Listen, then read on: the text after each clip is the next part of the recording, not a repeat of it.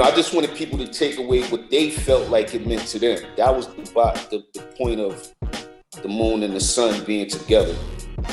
I just wanted people to take their own imagination and be like, this is what it means to me.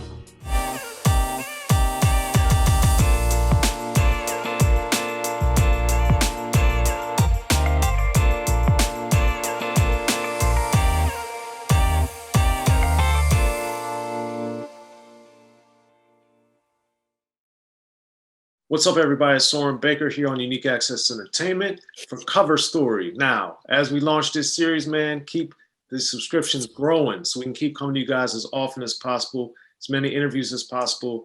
So today for Cover Story, we have the honor and the privilege of being joined by O.C., one of my all-time favorites. Thanks for coming through, sir. What's up, brother, man? Man, it's always a pleasure. And for Cover Story, O.C. has so many amazing albums and also a lot of memorable album covers, but the one we're going to focus on for today is Same Moon, Same Sun. This album came out in 2017. O.C. had been putting in major work since the 90s, and all the way down the line, he puts out an amazing album in 2017 that just shows his consistency, his brilliance. And the thing is, O.C. throughout his career has had album covers where he's on the cover and ones where he's not. So for Same Moon, Same Sun, O.C., let's start with, why have you always been willing to not be on the cover for every album? I believe that comes from looking at old 70s album covers. Like if you look at a lot of bands back in the days, 70s, 60s, they usually had something as a representation, or maybe they was just high out their mind and they put a leaf on it. So you knew exactly where they was going with that. And that's clever. It's clever things to do with an album cover to make people, actually pick up your album. And I think J. Rule told me one time he picked up my album cover. He picked up my album because of the way my album cover looked. Which album? Life thing. I think it was Word Life, and I think Bruce said that that's what made him pick it up. Not hearing me, what I'm saying, for the first time. You know what I'm saying? Or just hearing my single, but he was just interested because it was so much happening on the cover. And that's what made him buy my album. Now, Same Moon, Same Sun is very different, but it's very striking. So do you remember, for the cover itself, did you get the idea for the cover before the album or as you were making it or after? Nah, I had it prior. I can't even go too deep, man, into the rabbit hole with it, but the premise of it was what's going on from then till today was what made me do the cover back then. Like I just felt something. And during an eclipse, when the sun is eclipsed, in movies they usually show chaos and awe, or like something is about to happen. And that's just the idea I got, playing around with that in my head. Even before I ever did an album, even before I named it Same Moon, Same Sun, like I had this in my head like 2-3 years prior. And when me and Show did the record, that's when I came up. I just used that thing. It fit what we was doing, and just all the shit that was going on, man. Like I think 2018 was coming in, and people was acting weird, and all kinds of shit was going on. It just fit. Something told me to go with that. Okay. And then as the intro, where you're just talking about how there's a war against people of color, but still everybody's living under the same moon, same sun. Talking about a lot of the chaos that was going on and when you were making the album, and still sadly was going on before they made the album, during the album, and now continues today. Um, Right. since the beginning of your career, you've included a lot of social commentary and perspective about things. What made the concept and the idea to say these problems are happening, but we do live under the same moon, the same sun? Everybody does. You just answered the question. You just answered it. You asked the question. That's it. Yo, I don't care how much money you have. I don't care if you Jeff Bezos. I don't care who you are.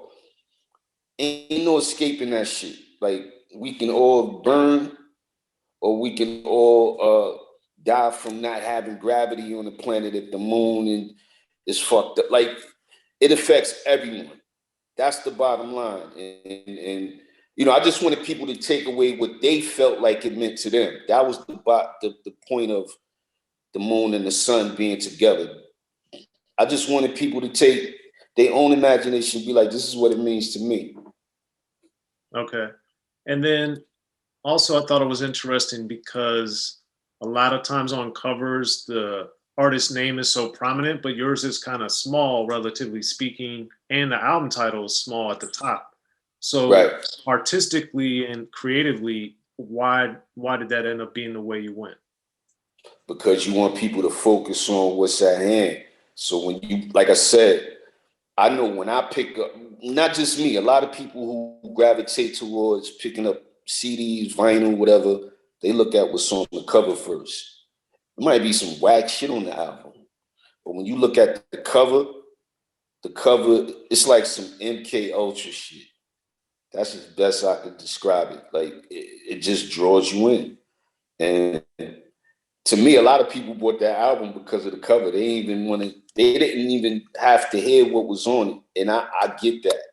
You know what I'm saying? Like, an album cover can pull you in that way. And, you know, it can mean something total opposite of what I feel it means to me to somebody else. I mean, that's what all the album covers did for me. Like, people always say, this album cover meant this to me because at this, and it's like, wow, like, I didn't think it that deep.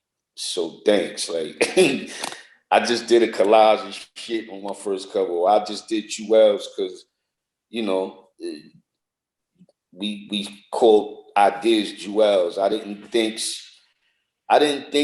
things out that deep, or maybe I did and just didn't realize it. Right. Okay. And then uh, several of my favorite songs include The Serious and My City are two of my favorites on there. And Mm-hmm. those are really addressing a lot of the atrocities that we had, like going on in Baltimore, water being cut off in Detroit, all these different things that were happening um, in Yeah, society. didn't two of the guys get arrested for the Flint, Michigan thing? Yep. Still going on. And that's the sad reality, is addressing these things.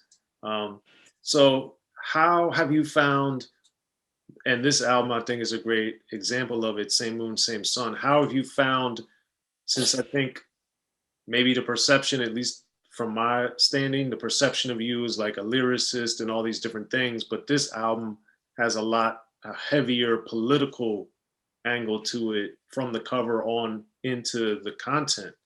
So Right.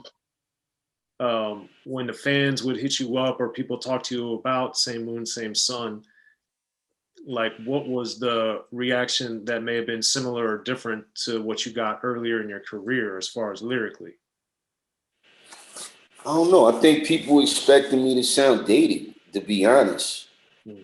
That's the first, when you think of, and I don't call myself a rapper, but when you think of rappers, people just think, I, you know, for people who've been in the game 10, 20 years, they can't rap no more. And that's the first thing people think. And it's just like, damn, the album was dope. And I was like, so you expected less?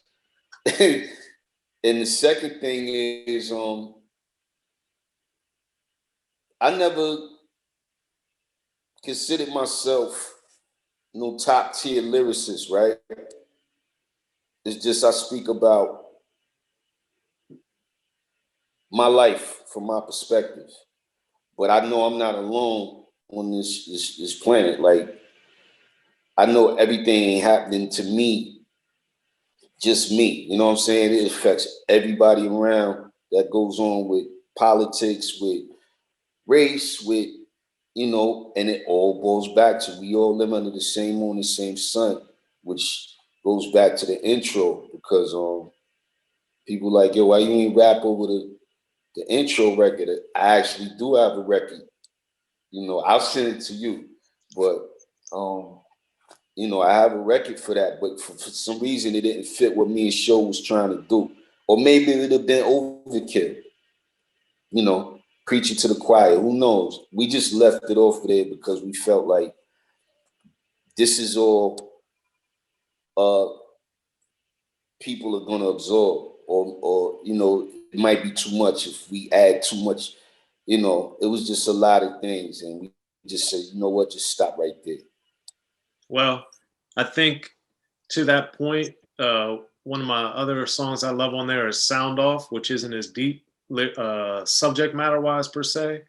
Right. But the flow on there and that beat, that's like, to me, one of those perfect combinations of just flowing crazy and the beat hitting so hard. So anyway, so at looking back now with Same Moon, Same Sun, as you look at your career and you look at the different art that you have had on your covers, what makes this one so significant to you? I think it best describes who I am today, or where my head is at today. You know, where I'm at today as a 49-year-old man. Like, you know, I am who I am. I'm not ashamed. I'm not ashamed of my age. You know, we had, you know, body shame, age shaming, all kind of crazy shit going on. And I just look at things like, listen, this is what it is. And what are you gonna do? You know what I'm saying? Like, I love music. It's a passion. I love other people's music. Their music makes me passionate about what I do. And this is why, you know, it one hand washes the other washes the face. Goes back to same moon and same sun. No pun intended. Like, we all under the same thing, man. But, you know, what are you gonna do? Well, there it is. Well, we appreciate you coming through for Cover Story, O.C. Thank you, man. I appreciate you, man. Always. Be sure to check out the History of Gangster Rap by Soren Baker. He's official. History of Gangster Rap features exclusive interviews with Ice-T, Snoop Dogg, MC Ren, the D.O.C, and dozens of others. The History of Gangster Rap, a definitive look at how Los Angeles changed rap forever. In Los Angeles, the streets definitely set the tone of the hip-hop music. At 19, I got a $50,000 car. My whole angle always was, I'll be street, but I will always tell you the horrors that go along with this life. There will be penalties and casualties for just wearing the wrong color in somebody's neighborhood. And once gangster rap made it from the streets to the TV, the genre exploded. With Fab 5 on Yo MTV Raps with NWA. Yo MTV, it just catapulted us from being local heroes to national gangbang rappers. The History of Gangster Rap discusses it all from 1980 up till today. It's always gonna be shit happening in the streets. You know what I mean? So it's always gonna be something to talk about. The History of Gangster Rap in stores now.